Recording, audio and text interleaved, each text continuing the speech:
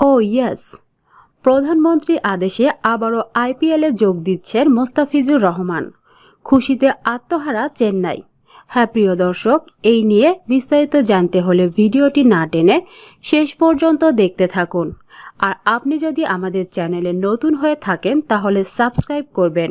আর subscribe করে থাকলে আপনাকে অসংখ্য ধন্যবাদ। এবারে আইপিএলে দুর্দান্ত পারফর্ম করেছিলেন বাংলাদেশের মোস্তাফিজুর রহমান। আর মোস্তাফিজকে ভালো যেন দেখতে পাচ্ছে না বাংলাদেশ ক্রিকেট বোর্ড বিসিবি।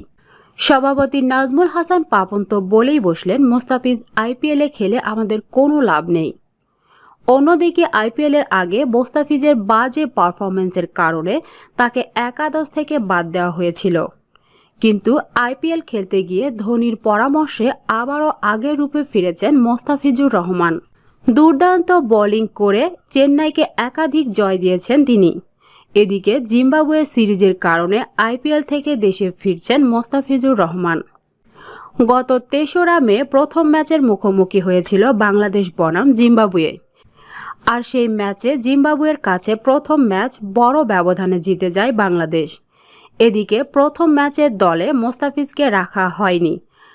আর মোস্তাফিজকে ছাড়া দারুণ জয় তুলে নিয়েছে টাইগাররা। বিসিবির সূত্র জানিয়ে জিম্বাবুয়ে সিরিজের ফিজকে খেলানো হবে না। জানা গেছে ১,০০০ ক্রিকেট ভক্ত মোস্তাফিজকে আবার আইপিএল খেলতে প্রধানমন্ত্রীর কাছে লিখিত জমা দিয়েছেন। তাই তো প্রধানমন্ত্রীর নির্দেশে আবারও আইপিএল খেলতে ভারতে যেতে পারেন বাংলাদেশের কাটার মাস্টার মোস্তাফিজ। আইপিএল মাত্র ৯টি ম্যাচ খেলে দুর্দান্ত বোলিং করে ১৪টি উইকেট নিয়ে উইকেট শিকারীর দ্বিতীয় স্থানে ছিলেন মোস্তাফিজ। কিন্তু মোস্তাফিজের ভালো দেখতে পাচ্ছেন না বিসিবি এবং সভাপতি নাজমুল হাসান পাপন। শুধুমাত্র জিম্বাবুয়ে সিরিজের জন্য মোস্তাফিজকে দেশে ফিরিয়ে আনা হয়েছে। সেটা কি ঠিক হয়েছে? সামনের দরজায় কড়া নাড়ছে টি-20 বিশ্বকাপ, সেদিকে যেন খেয়াল নেই বিসিবির।